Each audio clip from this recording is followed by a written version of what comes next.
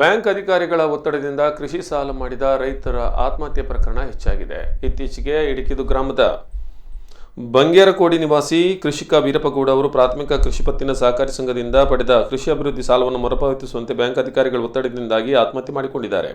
ಈ ನಿಟ್ಟಿನಲ್ಲಿ ಪ್ರವೀಣ್ ನಟ್ಟರ್ ಕುಟುಂಬಕ್ಕೆ ನೀಡಿದಂತೆ ವೀರಪ್ಪಗೌಡ ಕುಟುಂಬಕ್ಕೂ ಪರಿಹಾರ ನೀಡುವಂತೆ ಕರ್ನಾಟಕ ರಾಜ್ಯ ರೈತ ಸಂಘ ಶಿವಸೇನೆಯ ದಕ್ಷಿಣ ಕನ್ನಡ ಜಿಲ್ಲಾ ಒಕ್ಕೂಟ ಒತ್ತಾಯಿಸಿದೆ.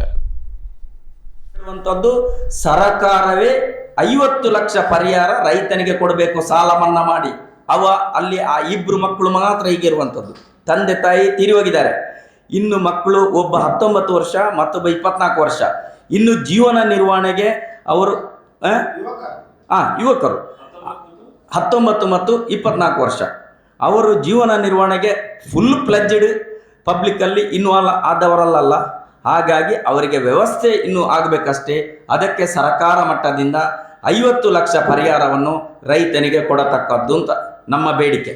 ನಾವು ಹೇಳುವಂಥದ್ದು, ಈ ಸಾಲದ ಬಾಧೆಯಿಂದಾಗಿ ಅದು ಬ್ಯಾಂಕ್ ಸಾಲ ಇರ್ಬೋದು, ಅದರ ಜೊತೆಗೆ ಮೀಟರ್ ಬಡ್ಡಿ ದಂಧೆಗಳಿರ್ಬೋದು, ಅಂತೂ ಒಟ್ಟಾರೆಯಾಗಿ ರೈತನ ಪರಿಸ್ಥಿತಿ ಹಿಂದಿನಿಂದಲೂ ಅದೇ ಥರ ಹೋಗ್ತಾ ಇದೆ, ಇವಾಗಲೂ ಅದೇ ಮುಂದೆ ಹೋಗ್ತಾ ಇದೆ.